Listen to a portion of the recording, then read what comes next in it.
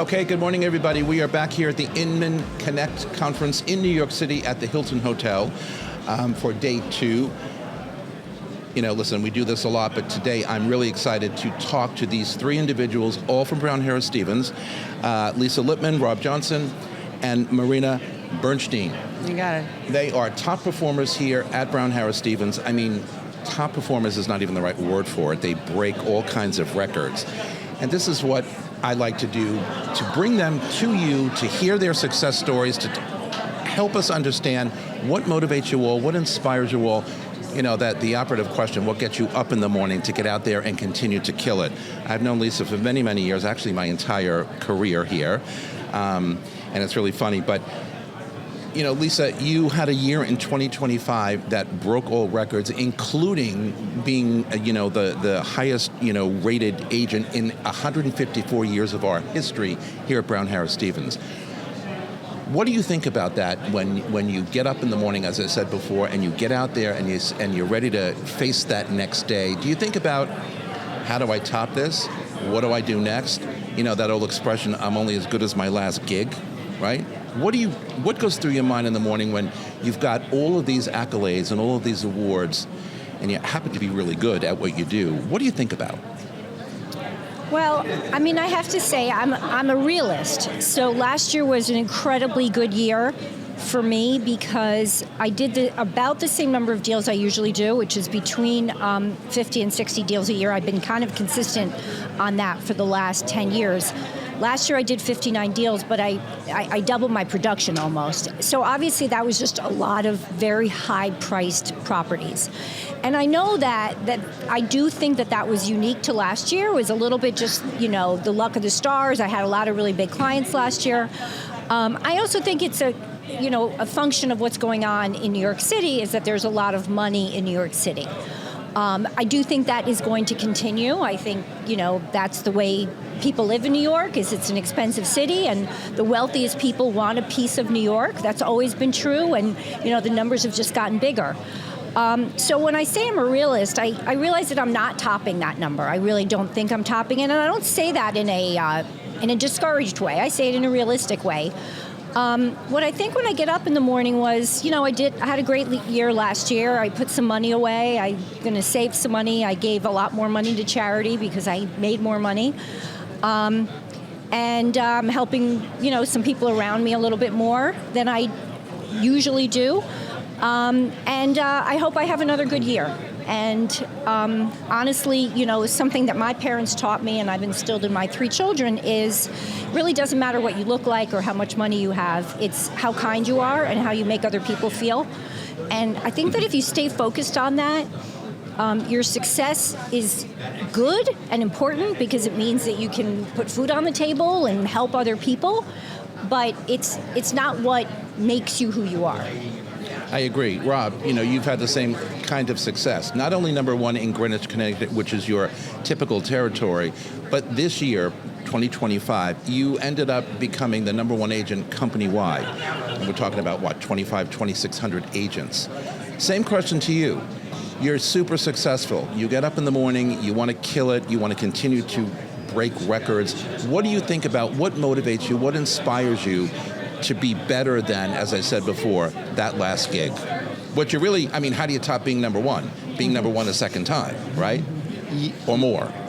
Yeah, I think it's an interesting, well, thank you to Lisa for becoming a team, otherwise it wouldn't have happened. So, that's the first thing. That's true, best team, best... Yeah, she was the best, she was the top agent for a very long period of time. So, I had a similar year in 2019 before the Brown Harris and Halstead merger. That was actually more than last year for me. It was a strange time because it was before our market had that COVID bump and carried on with price appreciation. But what it was quite a soft market where there was a meeting of the minds on price and a lot of transactional activity, and that might have been the case. Lisa could speak to this more in a more educated way than I can, but maybe that's what happened in Manhattan last year, an element. But I felt after that I felt I put a lot of pressure on myself to do that again, and it wasn't terribly constructive. So I think concentrating on, not concentrating on an award or an accolade, I learned pretty quickly that that's not the way to carry on doing it. To just dig down into the kind of core values of what you have as an agent and how you got there is much more productive, and frankly, it's better for your health too. Otherwise, you're on this wheel where it becomes a very negative, stressful process rather than one where the money becomes more of or the commissions become more of a byproduct of that. Yeah, very well said, actually, because we can also find ourselves, regardless of what level of success we find in our whether industry. It's like I want to do 10 million a year or Right. 200 million a year, it's Right. the same thing. If you're putting that on yourself, it can become Very stressful. It can become stressful and negative. It affects your quality of life and everyone around you. Absolutely. Marina, so we just met today for the first time, but I've heard about you, of course. You landed in the top 10 this year, again, company-wide, doing lots of business. In 2025, and I love this piece of the story, you were preparing to become a mother for the second time. How on earth do you prioritize your day, knowing your success behind you, wanting to be better in 2026, dealing with becoming a mom again? What goes through your mind? Just to correct you. Last year when you woke up. My first time being a mom. Oh, your first time, I'm sorry. My first time being a mom. I was pregnant with twins. I had a that's right, twins. Twins, There you yeah. go. I had a very high-risk pregnancy. Even more significant. Where I was seen by my doctor 3 times per week throughout the entire time. So I was holding my breath all the way to the end. In many ways, work kept me sane and distracted from all the turmoils that were going on throughout my pregnancies. Like, at some point throughout the year, I was working in the most exciting deals of my career. And coming from a professional sports background, I learned at a very young age to be extremely hard worker, focused, dedicated, and not finding excuses of why I can't do things and why I can't show up, unlike the other way around, why I can't do things. And I truly, truly love my job, and I really enjoy it, and it does never feel like work to me. Just to give you an example, I had a small wedding ceremony a year and a half ago of 25 people, including family, and 6 out of 25 guests were my clients, because they become a long-term relationships 100%. and one of my best friends. 100%. Yeah. That's the way it should be. Yeah. Okay, so each of you, Lisa, each of you have had a front row seat to multiple different types of markets in your career, in our careers, ups, downs, different cycles, right? How would you characterize your market right now in 2026 in a sentence or two? I think the market's extremely efficient. We have complete transparency on where things trade, how long things are on the market, and buyers educate themselves a lot before they purchase. So in order for the market to work well, sellers have to be educated and listen, because then they will make deals with buyers, and I don't see that changing. Rob, what about you? What is the current marketplace in your territories showing you this year? I looked last week. Our inventory levels have been getting tighter and tighter in the last couple of years. 20, 21, to a degree 22, there was a lot of transactional activity with people that had been waiting for a half-decent market for a pretty substantial period of time. Our last high watermark was around 2006, 2007. So it was a pretty protracted flat down market for a long time. Once that inventory had gone through the system, we started tightening up. The last 2 years, I looked at the end of January for a year-on-year, just a quick snapshot on inventory, and it was just under 100 single-family listings in a town of 70,000 people. In 24 and 25, in January, it's pretty much two listings different. I looked last week and it was 66, which is pretty scary. because we still have a lot of demand coming from the city and an increased amount, especially on the high end, of out-of-state buyers. That would imply that we'll probably get to just over 200 listings on by the middle of spring, and I would say balance is around 400. And historically, as context, back in 17-18, there might have been as many as 800. Okay. So it's still it's pushed prices up gradually year on year, and the couple of early deals. It's always difficult to tell in January and February. Starting to get an idea in February. The more liquid price points that I've seen this year have had a pretty quick response and gone over ask. The caveat to that is that if an owner either gets bad guidance or chooses to cherry pick on an anomaly comp, and they price 10% over, they will be surprised to find out that very few people will look at their house and no one will offer on it, even if it's 10% over what the buyer base thinks is fair market value. So educating sellers on that and the chance of them having a bidding war only really exists in the first week is the most valuable conversation we can have with owners right now. All right, we're going to take a quick break. We're coming right back. This is Talking New York Real Estate on the More Network. A word from our sponsors. We'll be right back. Hi, it's Stephen Bailey from Roadway Moving and Storage. Listening to Vince Rocco, you know the right partner makes all the difference. At Roadway, we deliver an experience your clients will love. For specialized services and white glove care, choose Roadway. Want to learn more? Email me at steven@roadwaymoving.com or visit roadwaymoving.com. I'm Brian Scott Cohen, one of the top loan originators in the country and the #1 mortgage originator at Guaranteed Rate Infinity. Guaranteed Rate Infinity arguably has the most advanced tech in the industry. Our completely digital loan process makes it easy and efficient for homeowners, from a 15-minute pre-approval to the digital application and through closing. My team and I would love to help you get into the home of your dreams. Okay, everybody, we are back. So, Marina, what do you think most headlines are getting wrong about the current real estate market? I mean, Lisa touched on a bunch, Rob touched on a bunch, but what do you think the headlines out there, all over the place, whether it's print media, television, word of mouth, what are we getting wrong in those headlines out there?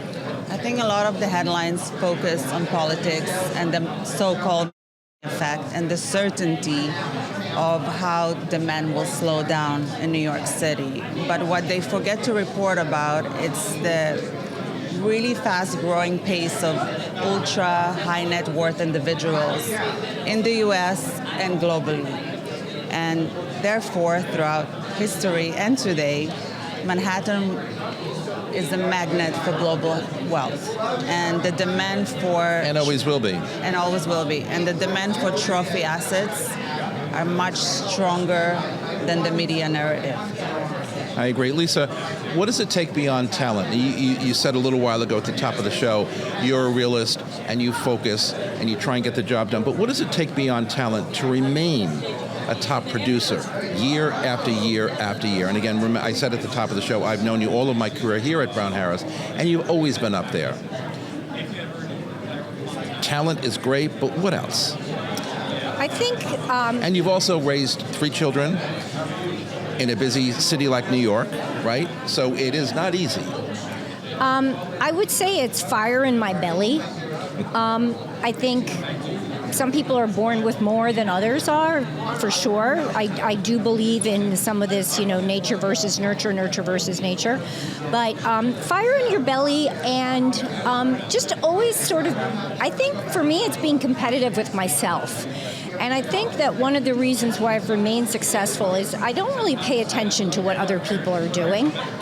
I pay attention to what I'm doing. So a lot of times I'll have conversations with colleagues and they'll say, did you see so-and-so did this or got this piece of business or got that piece of business? And I always think to myself, I don't really let that noise get in my way because I just want to be better myself. So like once in a while, when I don't get a listing and I see who it goes to, I question myself as to why that person was chosen, maybe what they did that I should be doing.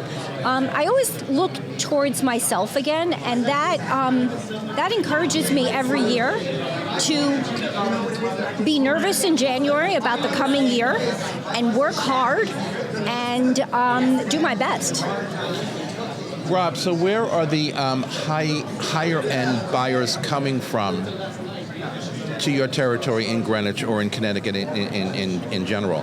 Where are they coming from? Are they coming globally? Are they coming from Manhattan? Are they coming from other states? Where are they coming from, and why?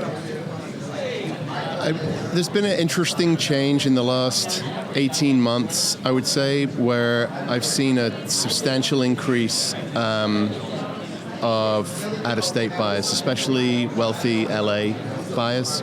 LA? Yeah, which is strange because I'd never interacted for a very long period of time. I had a pretty steady flow of people or meeting other people's clients at showings from San Fran. There's always slightly higher correlation with finance there for San Fran. And I had a couple of clients who relocated businesses from San Fran to this area and wanted to be in the suburbs, obviously moving their businesses to New York. But LA started coming before the fires, but then there were a few more Palisades guys coming, last January. And I think the story that I was getting consistently was that there was the pressure of social issues in California. It wasn't really taxes, which is an interesting topic with what's gone on in Manhattan and how the media has portrayed that with an exodus from, to your question with Marina, what are people getting wrong? If you believe the media about Manhattan, there were 95 North would be a parking lot in December and January, and to the extent where I had sellers saying, where are these guys? Where's the bidding war? Your house has been on for 6 months. It's not... No. But LA, to answer your question, LA increased amount of traffic, especially on the high end. The initial reactions were that we're a reasonably well-priced luxury market, which interests them. Marina, the same question to you. So we talked about, you and Lisa mentioned, here in New York City, very wealthy, city for the most part, very high-end properties. People here tend to, and we say this on a regular basis, tend to have more money to spend than anywhere else. In your particular book of business and your territory, where are the higher end buyers coming from? I think it really depends on the neighborhood. I believe in Midtown Manhattan around Central Park. You see a lot of buyers from Europe, Middle East, Asia. They still tend to want to be or see Central Park from their apartments, right? Right now, currently, I'm working... That proverbial view. Exactly. Downtown, you see more of the local buyers actually upgrading to the new developments like 80 Clarkson. Some buyers come from 150 Charles. Some buyers come from 43 Greenwich to 80 Clarkson. Currently, I'm working right now with 3 buyers from San Francisco. They're searching in downtown Manhattan. And it's not their main residences. It will be their second, some third. I feel like Upper East Side, it's also mostly local buyers that are upgrading to new development, high quality, top amenities. And top pricing. And top pricing, exactly. Yeah, so it sure. really depends on the neighborhood. Lisa, we're starting to see inventory, it's been happening for a while, dip here in New York City, and also, as you mentioned, in Connecticut. What in your opinion is causing that, and what do you see also as a fix to that? How will we get out of that? How will inventories begin to rise again? We all know in this town that if we don't have a lot of things to sell, how are we going to take care of our buyers? Buyers are out there wanting to buy things, fortunately, but inventory right now is very low. What's causing that? How do you see it changing? Well, I think it's a few things. One thing is absolutely science and demographics. People are living longer. So it used to be that in their early 80s, people sold their large apartments or passed away or got ill and moved to, a nursing home or to Florida or something, and they sold their apartments, or their apartments were sold because they died. And that early 80s is now 90s or maybe 100. So people just live longer, and I think that is something that we have to look at when we understand inventory and the way everything works. So that's number one. Number two, I think something we have seen in the last couple of years is that people who purchased from 2016 until 2021 bought at very low interest rates. So for them to sell what they have at a 3% or less interest rate and purchase at a 5% or higher, really, it's not just a higher price point or a lower price point. It's the math looks different. It's the monthlies are excruciating. Exactly. So sometimes the math doesn't make sense. Downsizing doesn't make sense because they change an interest rate, and upsizing doesn't make sense. And I'll give you a perfect example. I'm not really looking to move, but I have a 4-bedroom, 3,000 square foot apartment that I bought in 2020 at a very nice low interest rate. Sometimes my husband and I think, maybe we'll sell this. It's 4 big bedrooms. We don't really need that. Let's buy something a little smaller with a terrace. Maybe they're around the same price, maybe a little more, maybe a little less. But the math gets complicated and feels a little tricky because the interest rates are so different, and it all becomes a little less appealing. Right. For us, this would be a maybe thing, but for a lot of buyers out there who live in a 2 or 3 bedroom home, let's say, and need really a much bigger apartment, or live in a very large apartment and really need a much smaller apartment, because of the change in interest rates, that's just become a more complicated move. The last thing I will say is that people like living in New York, so people don't leave. I think more and more people do like to raise their children here if they can do it. It's really expensive, I know that, but people like to do it.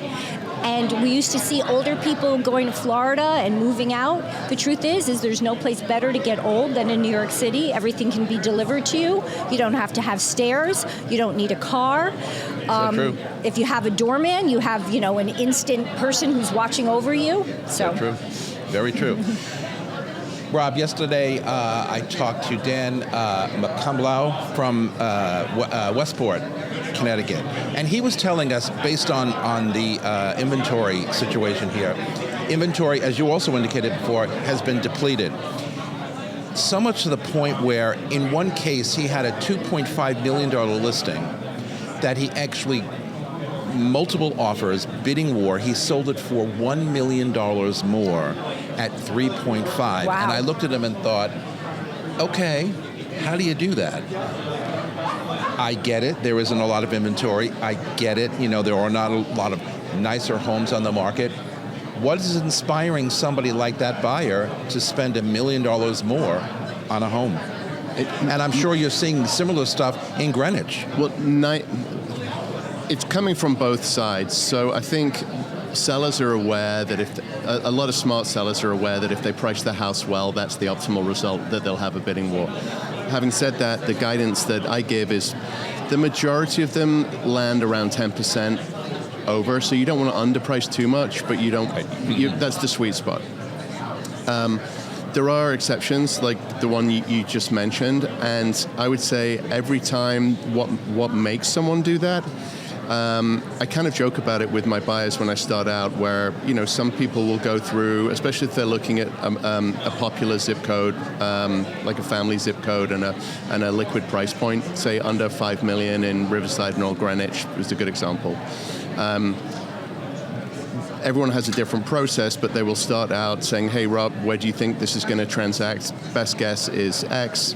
You're crazy. Offer Y lower." Some people take a couple of times to adjust. Other people it takes longer.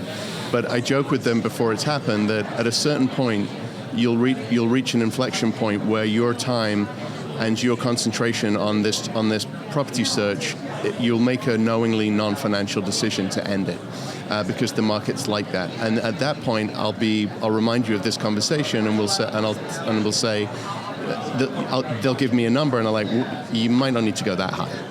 But that's the same buyer with the same checkbook that makes. So I think the buyers get forced into a capitulation point where they can't afford to miss one, and they're comfortable going 200 or 300 grand over just to end the process. 200 or 300 grand, yes. And Lisa and Marina can tell you, we've had many cycles in New York where we've had major bidding wars and over asking prices and on and on and on and on.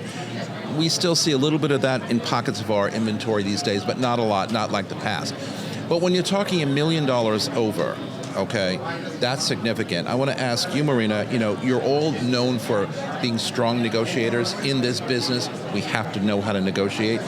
Actually, what I've been saying lately to young students where I teach, we have to learn how to be better negotiators and better communicators, because the world in our industry of real estate is changing so rapidly and has changed so significantly just last year in 2025. Being a strong negotiator, how does that affect the outcome of any deal that you're working on, right? And being strong doesn't mean being mean or whatever. It means just being a strong, confident negotiator. How do you do that? Well, in New York City, we live in the most competitive market in the United States. Absolutely. With extremely sophisticated clients.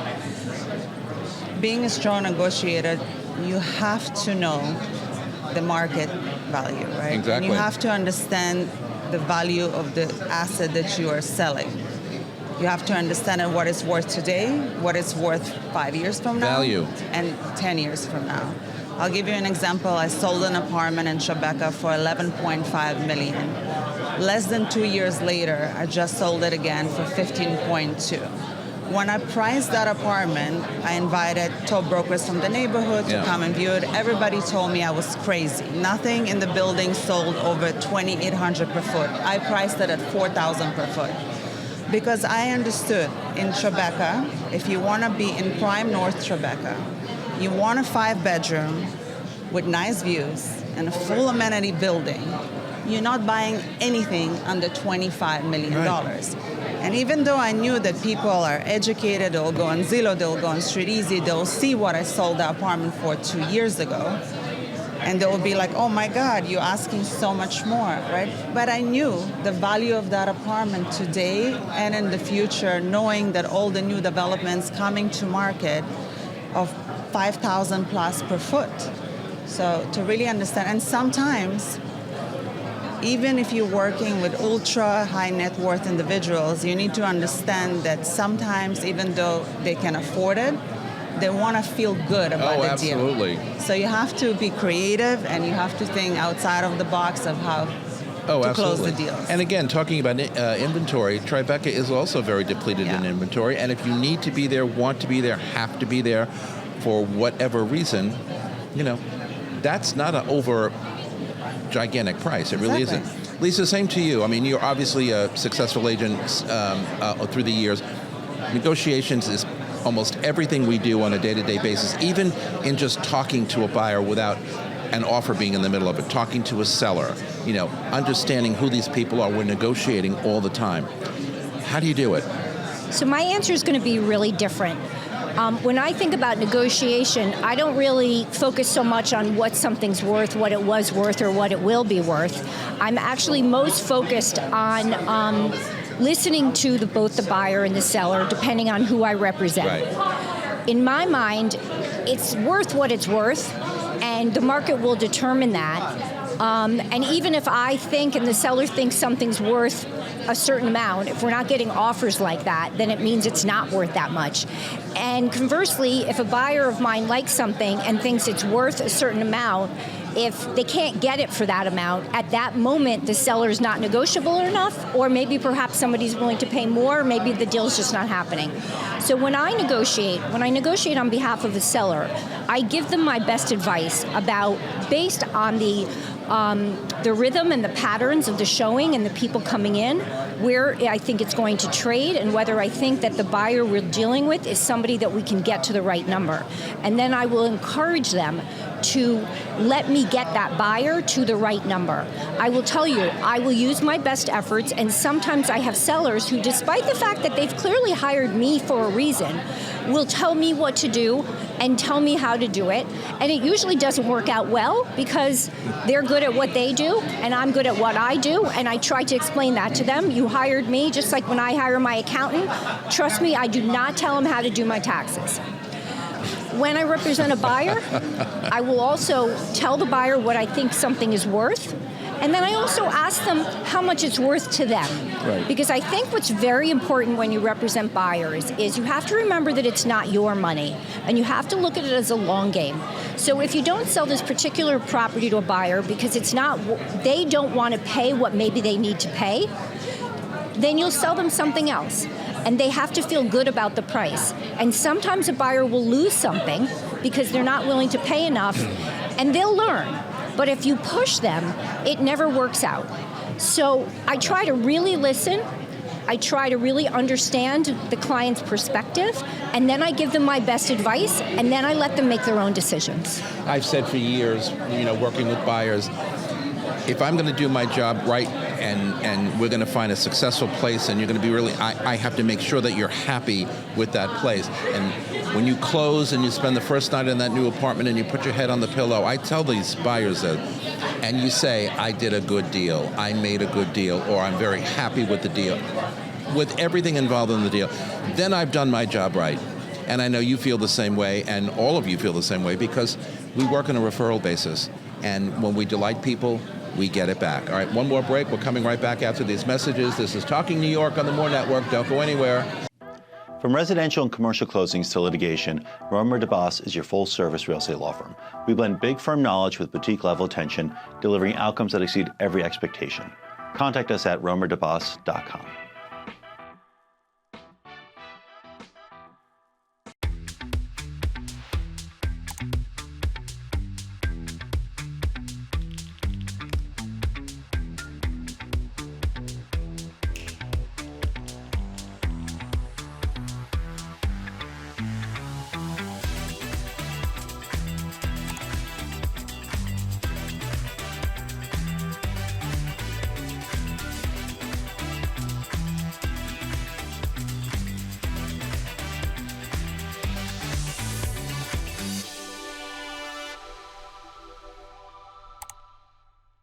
Okay, Rob, how does it feel to be, the first non-New York City agent to make it to number one?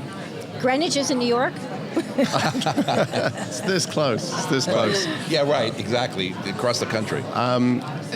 It's great. It's an honor to. I love working for Brown Harris. There's some amazing agents in all their offices. Not just Manhattan, but Hamptons and Florida, and Connecticut. So, yeah, it's an honor, and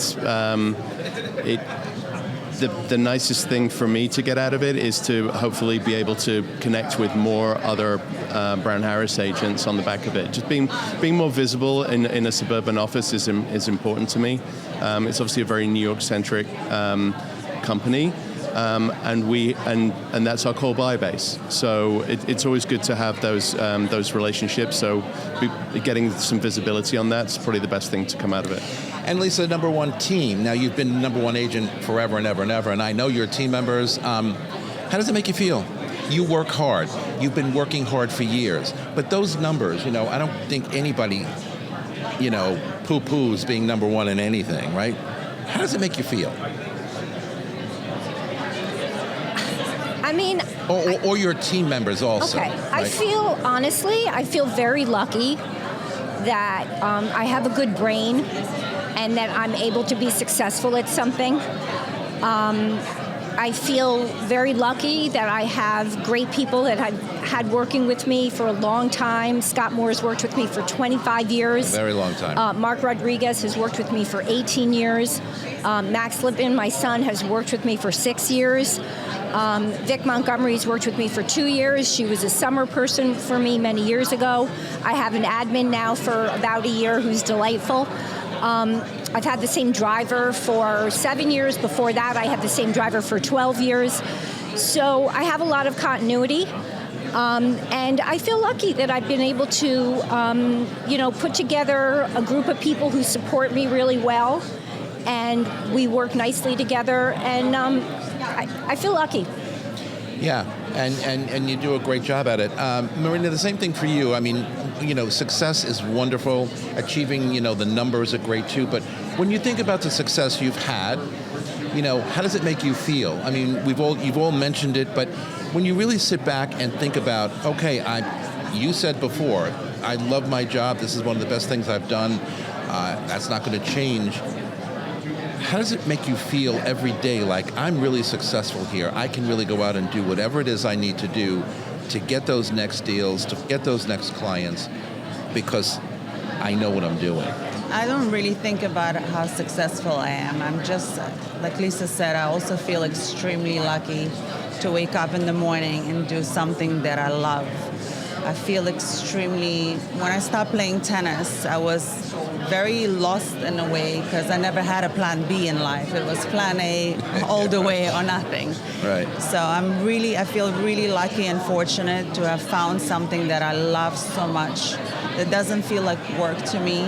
I feel very proud when my clients are happy with their investments, happy with their homes, happy with their decisions, and for me to be a part of it. I always say it doesn't matter how successful CEOs, private equity, hedge fund managers are that known as sharks at work and make unemotional decisions, strictly business. I always say when they hire you to find a home, either for themselves or for the family, there is an emotional connection that goes through the transaction. And if they trust you, they almost become emotionally dependent on you and your decision. And it's your job, if there is a partnership, to navigate the partnership, to make sure they're both going to be happy there today and 10 years from now, 5 years from now. Correct. And obviously, and that they made a smart financial decision, but that's one of the most important. As I say all the time, especially when I'm teaching continuing ed to real estate agents, we live in the greatest city in the world, the financial capital of the world, as all of you have indicated. We live in a melting pot. We live in a city with, it's the greatest people business in the world. I mean, you can do real estate anywhere, right? But when you do it in the New York City and metropolitan New York City area, it's unbelievable how intense it can be. You said emotion. There's a lot of drama in our deals. We all know that. But when we think about what we do and where we do it, it's, I worked in corporate America for 20 years before I became a real estate agent, and I thought I was, the bomb. But when you come into real estate, the reward is so much different. It's a personal, one-on-one feeling that we get from our clients, that we give to our clients. If they don't like us and have credibility and trust in us, we wasted our time, we didn't do our job right. Last question, when you look ahead, Lisa, what excites you about continuing in this business and all through 2026? What excites you this year? What do you really want to do this year? I know we don't think about topping numbers from last year and all that stuff, Yeah. but what's exciting about continuing this year? I guess what I get excited about is what I don't see right now. So I know what business I have coming, what's in my pipeline. I know the people I'm working with now, but I'm excited to think that there are going to be clients and new deals I have that I don't know about yet. And that's going to be fun and interesting and exciting. I always I'm discovering Brooklyn a lot, and I'm really loving it. And I'm seeing it's a really different product type. So having lived in New York since 1986, I've never lived in Brooklyn, and I think I'm the only Jewish person who has no family that ever lived in Brooklyn. I'm not sure how that happened. So I never knew Brooklyn, except for when I was a lawyer. I used to go to the courthouse in Brooklyn, but that's the first stop in. So I'm really enjoying learning Brooklyn, and I guess I'm kind of excited maybe to learn more about Brooklyn this year. So if you sold your apartment that you were talking about before, would you move to Brooklyn? I don't think I would move to Brooklyn, only because my two grown children don't live in Brooklyn, believe it or not. They live downtown, and I think both of them will end up on the Upper West Side near me. So good choice. I don't think I'd move to Brooklyn, but I do really love it, and I think that if I was starting out now, I might go to Brooklyn, because I completely see the appeal. I've said that many, many years. If I was starting out now, I definitely would do the same. Rob, what excites you about continuing your success into 2026?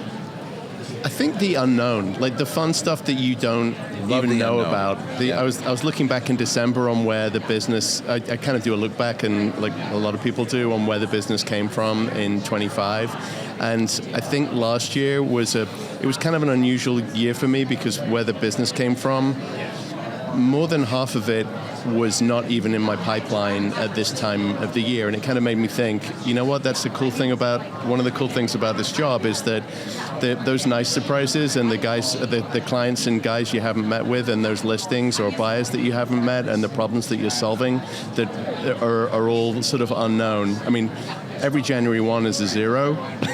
But every January 1 is zero, and I agree with you. The unknown, when something comes to you and it becomes successful, it's fun. Yeah, and it inspires me, and I'm sure all of you, to continue to, I say, search for that unknown, right? Yeah, the fun is ways. Exactly, Marina, for you too, the same thing. What is exciting you about continuing your success? You're a brand new mom, twins. So you've got that going on. What excites you about being a mom this year and continuing a very successful career in real estate? Well, being a mom is like so special, and everything I thought about life before, it's not the same. No, it changes for sure. It changes a lot, and watching my girls grow and seeing them being healthy is the most important thing, of course. But about New York City real estate, I always say, Manhattan is an island. It's not Paris, it's not London, it's not Tokyo. It's surrounded by water, right? Going from one end on the FDR to another, it takes about 20 minutes. When I moved to New York, meatpacking basically didn't exist. Hudson Yards wasn't even in the pipeline. Chelsea wasn't really developed at the time. And it's just, it's so exclusive, and that's why I think it always attracts so much mega global international wealth. There is only so much we'll be able to develop and build. Correct. And for 2026, like Lisa and Rob said, the most exciting part about our job is like each deal is different, each client is different, and meeting interesting people and helping them navigate through the chaos of New York City is always an honor. The chaos of New York City is always an honor, isn't that a fact? All right, that's all we ran out of time, but Rob, Lisa, Marina, thank you so much. We all love working here at Brown Harris Stevens. It's a great place to be. We love our industry. Real estate is quite the business. People business, don't ever forget it. Look these guys up, please. Give them business. They are worth it. They're successful. And I will see you next time. Goodbye, everybody.